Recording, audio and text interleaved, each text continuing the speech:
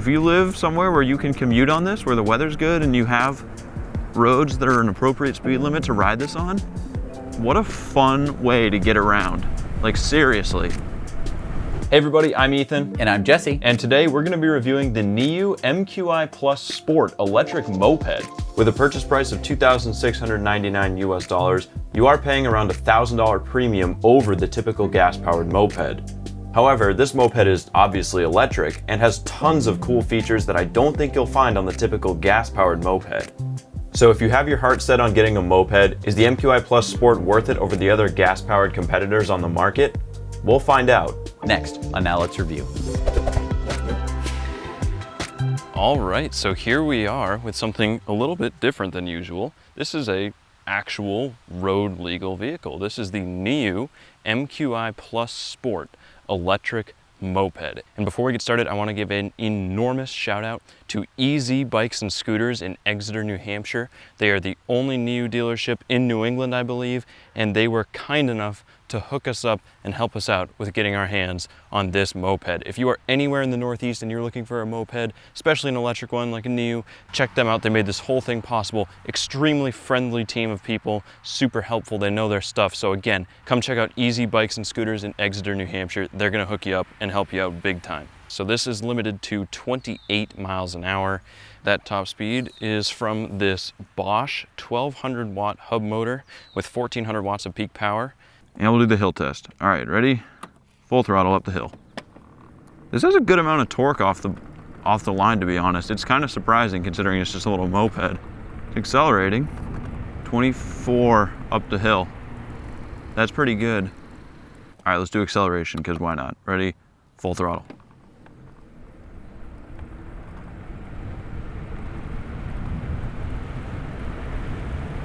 I would say this pulls a little bit harder than the average e-bike, but not by much. I would say this has about the acceleration that, I don't know, like a 750 watt e-bike would. Ignition, turn it on. It shows your battery percentage, battery level indicator there, what mode you're in, mode 1 or mode 2, shows your connection status, the time, which is in military time. I'm not sure if you can change that. Miles an hour, odometer, bunch of warning lights and stuff, turn signal indicators. This scooter looks really, really nice. It's very clean looking, well put together. There are several colors. We opted for the blue just because it looks really nice. This has the always on halo headlight here. The headlight itself is actually down within that halo. And it also has a very bright LED tail light and brake light. Good looking style on all parts of this moped. This is low beams. If we flip up to high beams, there's almost no difference, to be honest, except for this little stripe in the middle of my field of vision. I don't know if that even shows up on the camera. And there are so many fucking mosquitoes out.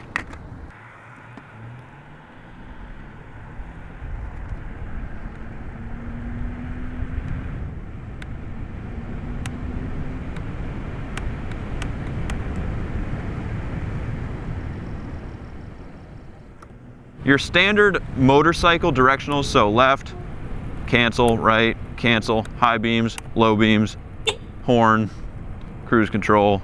So on this side you got your hazards, your ready, mode changing, and your kill switch. See right here, has a USB port so you can charge your phone or whatever else from there. And it's got this hook right here so you can hang some grocery bags or something like that. Cool stuff to have. This is an extremely relaxing ride. The rider positioning is really comfortable. I'm sure this is pretty typical moped stuff. Don't feel too cramped. Again, I'm not that tall, I'm only 5'9", so if you are a lot taller, this might start to get a little cramped, but it is a moped. Handling is good. Again, it's not gonna be like super sharp turns because it is a moped, but this is very easy to maneuver. So this does have auto canceling turn signals. I wanna see if they actually work, because some motorcycles have that and they don't always work. So put the right turn signal on.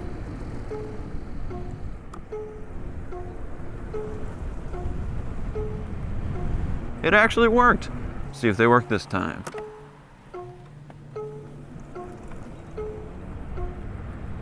Wow, okay, that's actually, so far, pretty reliable self-canceling turn signals, so that's neat. I like that. Let's try out cruise control. So there's a button right here, press it. And I let go of the throttle, and it's still going. Look at that. Perfect for if you want to ride around irresponsibly like me without your hands on the handlebars. So let's talk about build quality. Overall, it seems like it's decently well made.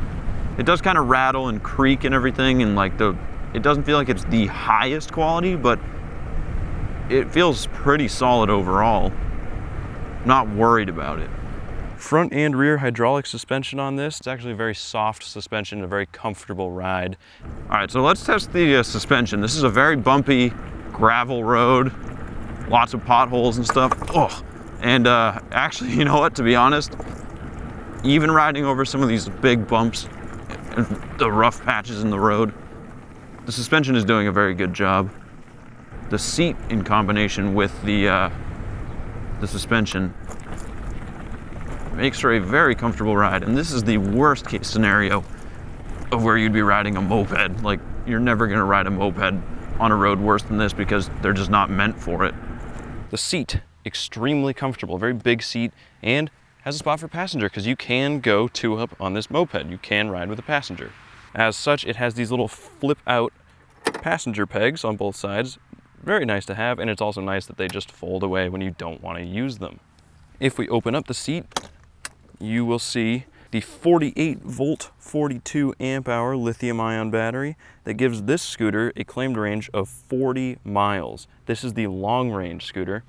There are two versions of this. There's the standard range, which offers, I think, 34 miles of range, and this one, which is the long range that offers 40 miles.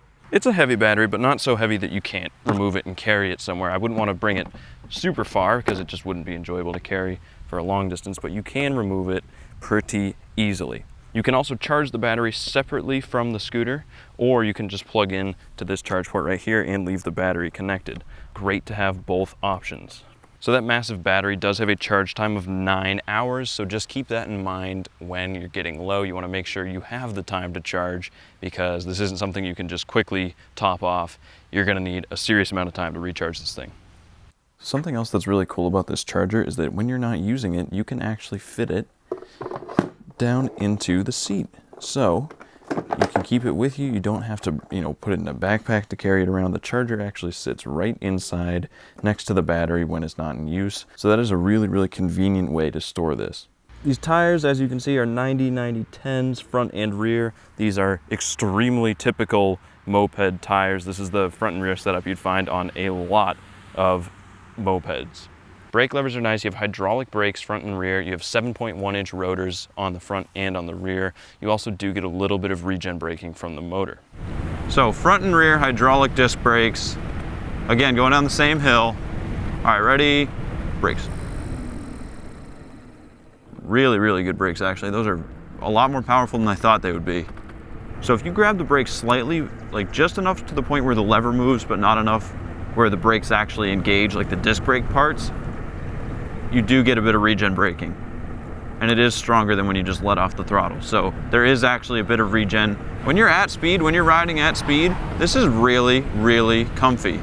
It handles nicely, good control. The suspension is great, really soft. I'm having a lot of fun riding this around. If you live somewhere where you can commute on this, where the weather's good and you have roads that are an appropriate speed limit to ride this on, what a fun way to get around. Like, seriously. So not surprisingly, this moped is going to be heavier than the average bike we review. This weighs in at 159 pounds, including the battery, and it has a maximum payload capacity, that's passenger and added cargo, of 487 pounds. Where would you put that cargo? Well, there's a reason why this mount is right here. So I mean, it's a fairly sizable trunk. If you wanted to put groceries in it, I mean, that's what, 2, 3 plastic bags full of groceries or something. I mean, you could fit what, like a 6-pack in there? Yeah, that's easily, all that matters. Easily. And I mean, if we're talking 6-pack, this can all be ice. There's no holes. So you roll up to the party on your moped and with the trunk full oh of beer. My goodness, hang on, because not only do you have it on your moped, It's a cooler. Now you have a mobile. It's a cooler, and now, I mean, it's not an insulated cooler. It's slightly insulated, I'm sure. So, I mean, yeah, it's a nice little mechanism here. The way that it goes on is nice and simple. Satisfying little click. And if it's not on all the way, the lock won't let you take the key out. So that's a good little indication that it's not all the way on. And then, yeah, so you have separate keys for the trunk. I guess that way you can kind of have the scooter on while you're doing stuff if you need to. So this just had its firmware updated. Okay, I've updated firmware on lots of different things, from camera drones, phones, cameras, all sorts of stuff. Usually it's like, connect your phone to the thing through Wi-Fi, then connect this to Bluetooth, then connect that, then connect this. All I had to do with this was tell the app to update the thing, and it updated all by itself because it's connected to data. It's actually connected to the internet, and so it can receive firmware updates, and it can inform everyone where it is. So it actually knows where it is at all times, and I think that that's really awesome. Oh, it's doing a smart check? Whoa. What is it testing? It's testing everything. MOSFETs, driver test. Wow, this seems fake. Battery cycle test 6 times. What? I don't know what that means. How many times it's been charged? Maybe. Well, here, do one more. Just hold it in your hand while I go for the ride, and you'll be able to see where I went. Oh, okay. So it comes with 2 speed modes. Speed mode 1 gets you up to 16 miles an hour. Which is a very comfortable speed, a very urban sort of speed. Mode 2 gives you a lot more motor power, and it speeds you up to about 30 to 31 miles an hour. You see that I'm seeing a lot of myself in the mirror, and I could adjust it out a lot further, but I'm still not getting like directly behind me unless I kind of lean out, and even then my arm kind of gets in the way. So you don't have necessarily a rear view mirror. Again, that's not any fault of NIU, that's just how mopeds work. And of course we're dead silent. So nobody can really hear you coming, but obviously you do have the horn. I think that maybe there should be a pedestrian horn, kind of like a little chime. You know what, I haven't tried the hazards yet. Oh, that's, you know what, that's it. That's all I really wanted. I mean, it does flash the hazard flashers, but that's pretty nice. All right, so I'm just gonna turn on the hazard and see what it sounds like. It's not loud, but it definitely is the type of tone that's meant to get your attention. And so I think pedestrians could hear this if everything was kind of quiet. Wow, it's smart. Yeah, it knows that the kickstand's down and it doesn't turn on the motor. I like that a lot. It's a good handy feature. So I wanna give it a bit of a test of the pickup. We're going about 12, give it full. And you can see that I can reasonably overtake traffic that isn't moving very fast, but it's not overwhelming. Another thing I like is that back here there's this tiny little switch, and that actually flashes your high beams. And so if you can basically just ride along with your finger on the trigger, ready to flash your high beams. I'm sure that this comes in handy a lot in a city where you either need to be making yourself known or communicating that somebody else can go. It's definitely a little bit friendlier than beeping, and it's nice and bright and it gets people's attention. So the other thing that I like is this eco mode right here. You can't set the bike to go into eco mode, but it will tell you when you are doing things like accelerating very quickly or very hard. And I'm gonna hit some hills here to kind of show you what that looks like. Basically, if you put yourself in mode 1 and you take off, you go out of eco mode until you get up to a certain speed, basically the top speed. Here I'm going about 18, 19 miles an hour. That's because I'm, fully pegging it, and we're in mode 1, so it doesn't want to go much faster than this, and doing this does nothing. And you see that the eco mode stays on. Now, a lot of people might say this is stupid, it's a little gimmick. I disagree. It lets me know when I'm being efficient and when I'm not. It just lets me know when I'm going past a certain power threshold where the battery is giving a lot more power than it would be at sort of just a traveling speed. For anyone who's mopeded before, I'm sure you're used to this, but if your only experience is just like riding a bike or something like that, this is really thrilling. You're not putting in any work, and yet you're going 31 miles an hour. So you might notice these two icons right here, kind of a satellite and a satellite dish. Those are showing because this is connected to the satellites above us. Basically, this has GPS and it's also connected via a wireless plan, which is included with you buying the bike, I think up to 2 or 3 years of service. And what that allows you to do is have an app, and that app will tell you where your scooter is at all times, which is a very nice feature to have, especially for theft protection purposes. Of course, these features will only work when the battery is in the bike because it doesn't have any other power source other than that battery. That's just something to keep in mind. I think the reason I like this scooter this much is just kind of the looks you get. A lot of people are used to seeing mopeds. They are not used to not hearing mopeds. Sorry. Well, there you go. At least somebody doesn't like this scooter. And again, even going just 20 miles an hour can be nice and fun. You really feel like you're one with the road. It's, you know, I'm sure everyone who drives a motorcycle knows this, but as a guy who's only ridden bikes and driven cars, this is like a perfect blend between the two where I don't feel like I'm gonna die because I'm not on a motorcycle. Something about not straddling the seat just makes me feel a little bit more safe. I know that that's not true. This is just as dangerous as a motorcycle, although I'm never gonna be on the highway with this thing. At low speed, it can get a little squirrely in terms of just steering and staying upright. And that's because you are really big and top heavy compared to a nice light bike or something like that. Honestly, I think it's something that you just have to get used to. So here I come off the sidewalk and I'm gonna switch into mode 2 and just accelerate right up to 30 miles an hour. And I'm on my way. You know, I have a few e-bikes that go faster than this, and just people don't think that you belong on the road. And so they act like they're gonna pass you, even though they really can't pass you without speeding up to 40, 45 miles an hour when you're going, 35. Going 30, the speed limit, nice big vehicle. A lot of people give you a lot more respect for that on the road, and I think that you're gonna feel a lot more comfortable behind the wheels, so to speak, of this scooter. Didn't show anything. What? You said you were going 0 kilometers an hour the whole time. Oh, it must be, it's tracking your phone's data. Oh, that's dumb. Oh, that was a little silly. Okay, so it's using the phone data, okay. So then, what's the point then? I don't know when you'd use it, because I would... Connected through all this, why isn't it tracking what this is doing? Right, like it's in real time tracking the battery, it's in real time tracking the estimated range. And it supposedly knows the location, but it didn't show your dot move at all. Right. Okay, so yeah, you track it by telling the phone. Max speed 50 kilometers an hour, riding distance 2 kilometers. 2 kilometers.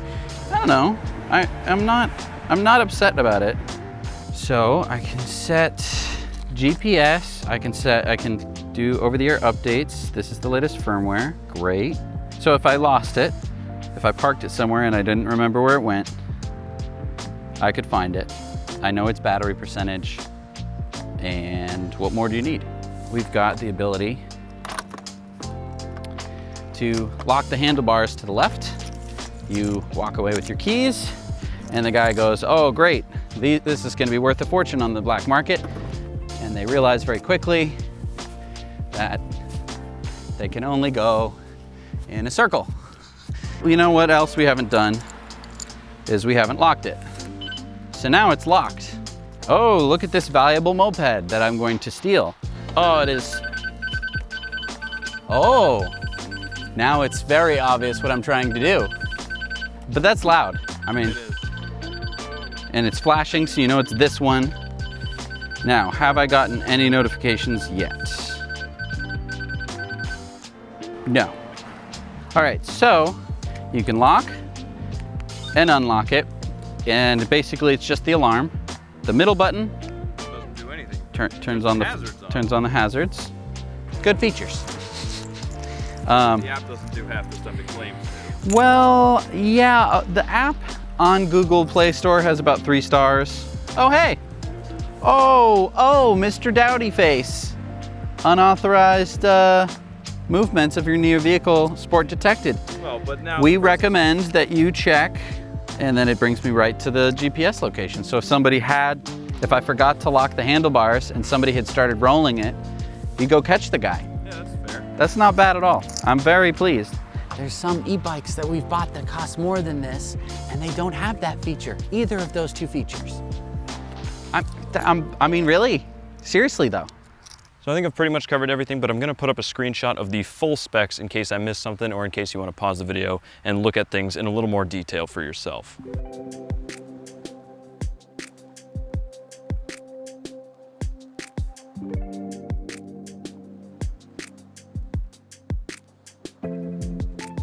All right, so Jesse, this is the first like road legal kind of moped thing we've reviewed, and I want to know what your thoughts are overall about this scooter, because I've been pretty impressed, even as a non-moped guy myself. The NIU really fits moped right down exactly. When you think moped, it looks just like a moped. It pretty much acts just like a moped too. Yeah. Gosh, I love it. Yeah, it's really impressive. And so when I tested the range of the MQi, I actually got 39 miles out of it, and it still had a tiny bit left, but it was in limp mode on the way home.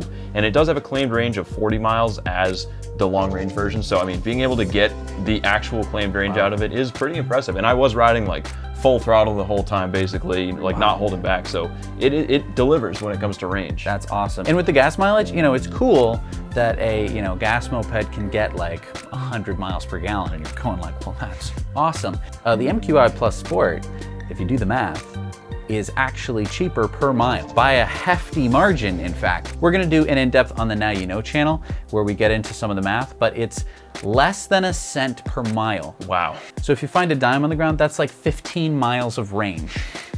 So just be looking for pennies while you're riding around. It's seriously super cheap because listen, it's a 2 kilowatt hour battery that gets you 40 miles. Do the math, that's 20 miles per kilowatt hour divided by 16 cents per kilowatt hour. It varies by region, but that's gonna be pretty much one of the cheapest options aside from like bicycle. And I mean, the price difference between this moped and your typical gas moped is a bit. You're paying probably close to $1,000 premium for the NIU over your typical gas moped. However, if you're riding this all the time, your cost of fuel and your cost of maintenance that you're not gonna have to worry about is going to make up for the difference. Definitely. We actually got ours for, I think the list price was $26.99 for ours, which obviously it's gonna vary by where you buy it and what dealership you buy it from, but an average price of around there I think is a pretty reasonable price for what you get with this moped. Dude, we've reviewed e-bikes, right? Where you have to pedal the thing for it to even work, that cost more than this fully fledged 2-person capable moped with a trunk.